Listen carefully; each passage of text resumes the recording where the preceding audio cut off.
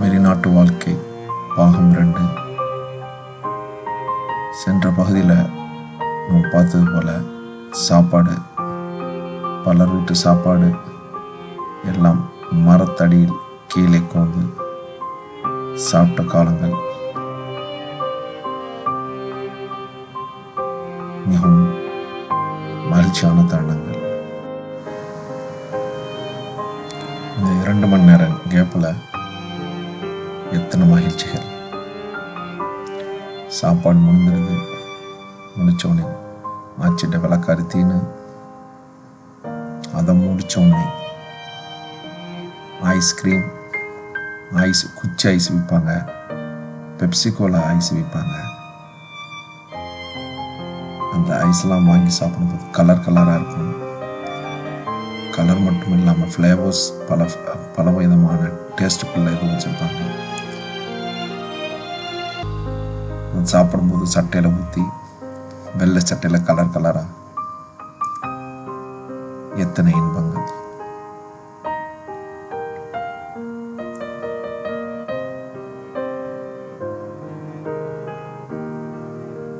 அதனை முடித்து விட்டு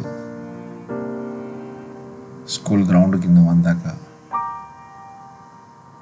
எத்தனை விதமான விளையாட்டுக்கள். விளையாட்டில் அன்று விளையாண்டது போல் இன்று மாணவர்கள் விளையாடுவது ரொம்பவும் குறைந்து விட்டது.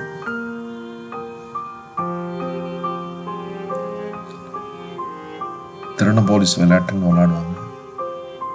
ரொம்பவும் அற்புதமான ஒரு விளையாட்டு. சந்து பொந்துக்குள்ளெல்லாம் ஓடி எப்படி ஒரு சுகமான காலங்கள். அதில் இன்னைக்கும் நல்ல ஞாபகம் இருக்கு. சிலர் வளர்த்தியா உடம்பாக இருப்பாங்க. அவங்கள பிடிக்கிறது கஷ்டம். ஏன்னு சொன்னால், இந்த திருடன் போலீஸ் விளையாட்டில் முதுகில் தான் 1989 சொல்லி குத்துவோம். அது குத்தினா தான் ஓகே. அப்புறம் அவர் மற்றவர் பிடிச்சி வருவாங்க. எல்லாம் அருமையான ஒரு காலங்கள். அப்போ எல்லாம் ஆரோக்கியமாக இருந்த காலம். ஸ்கூலில் கிளாஸ் ரூமில் போயிட்டு அசம்பிள் ஆகிற நேரத்தில் ஒரு 150 அது போல் போய்க்கிடுவோம். 150 அங்கே போயிட்டு இருக்கும்போது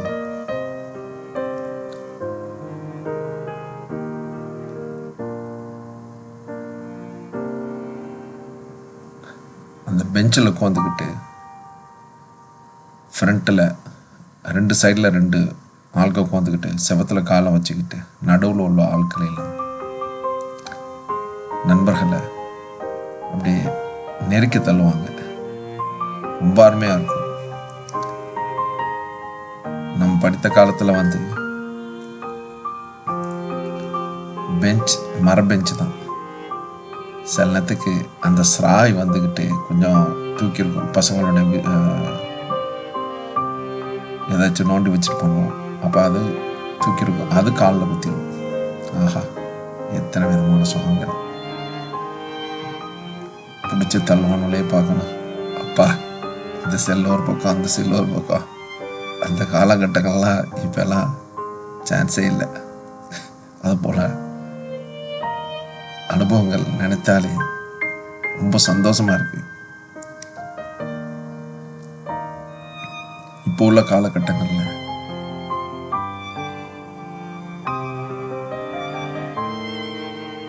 இது போல ஒரு சந்தோஷம் கிடைக்கிறது இல்லை.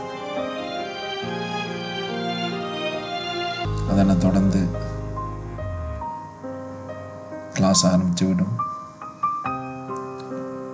நல்லா படிக்கக்கூடிய மாணவர்கள் கொஞ்சம் சுறுசுறுப்பாக என்ன நடக்க போகுது, என்ன சொல்ல போகிறாங்கன்ற யோசனையில் இருப்பாங்க.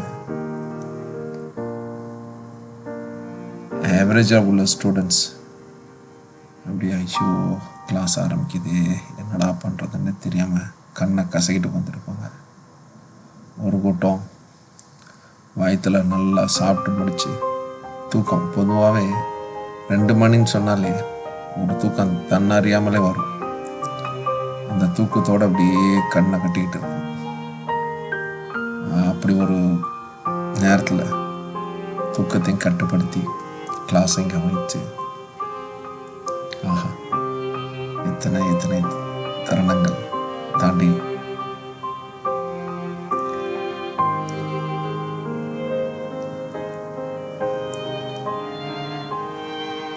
இதில் இடையில் ஒரு கிளாஸ், ஒரு ப்ரீட்டி பீரியட் பொதுவாகவே ஈவினிங் நேரத்தில் தான் வைப்பாங்க. விளையாட்டு பீரியட் அப்படின்னு சொன்னாலே எல்லாருக்கும் சந்தோஷம் இருக்கும். அப்படியே கலகலாண்டு அந்த 1 மணி நேரத்தில் 3 மணி நேரத்துக்குள்ளே அதை விளாண்டுட்டு வெளியே வர்ற மாதிரி ஒரு ஃபீலிங் இருக்கும். நல்லா எனர்ஜியாக, நல்லா புத்துணர்ச்சியாக இருப்பாங்க எல்லோரும். சட்டையெல்லாம் நம்மளோட uniform white shirt, blue pant. அப்போ சட்டையெல்லாம் பார்த்தீங்கன்னா அழுக்கு படிஞ்சு சண்டை போட்டுட்டு வந்த மாதிரி இருக்கும்.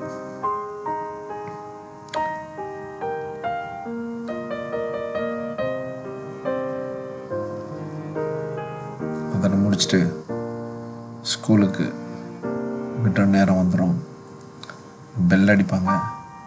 பெல் அடித்தாலும் ஓண்டு ஒரு சத்தம் வருமே, ஆஹா அந்த சத்தமே வேறு தான். பசங்க ஓடுவாங்க, இங்கிட்டாலாம்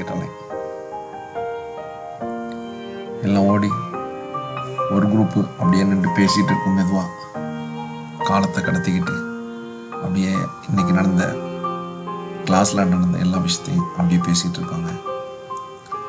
நாளைக்கு என்ன எக்ஸாம், நாளைக்கு என்ன பண்ணுறது, அவர் இல்லாட்டி இன்றைக்கி எங்கே போகலாம், அப்படியே பொடி போக்க எங்கேயாச்சும் போயிட்டு வருவாங்க. அப்புறம் கிரவுண்டில் போயிட்டு விளையாட்டு கிளம்பிடுவாங்க.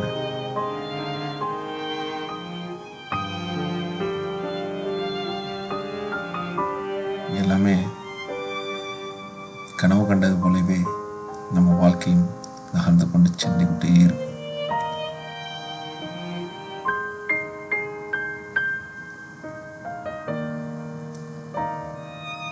உங்களோட வாழ்க்கையிலும் இது போல ஒவ்வொரு தருணத்தையும் நீங்களும் கடந்து வந்திருப்பீங்க.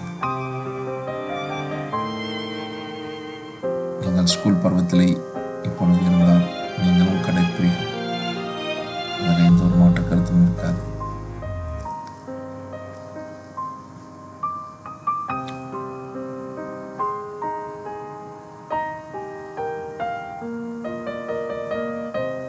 ஸ்கூலில் நண்பர்களும் பலரும் நண்பர்களாக தான் இருப்பார்கள். சிலர் கருத்து வேறுபாட்டால் பிரிந்திருப்பார்கள். இருந்த போதிலும் அவர்களோட ஒரு நெருக்கம் இருக்கத்தான் செய்யும். அதனை நாம் எப்ப காண முடியும் என்றால்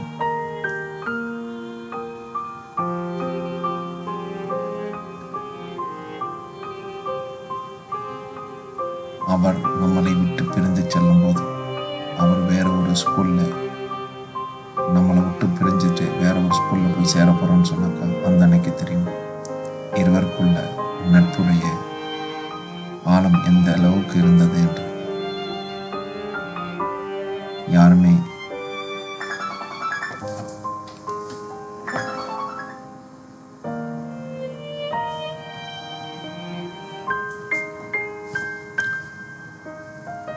ஸ்கூல் காலத்தில் யாருமே யாரையும் எதிரியாக பார்க்க மாட்டாங்க. ரொம்ப அருமையான ஒரு தருணம். எல்லாரும் சந்தோஷமாக, சின்ன பிள்ளைத்தனமாக, அருமையாக இருப்பார்கள்.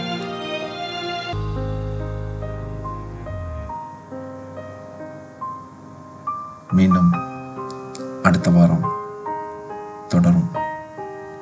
அதுவரைக்கும் இணைந்தே இருங்கள் லெஜெண்டரி டிஸ்கவரி சேனலோட. Thank you very much.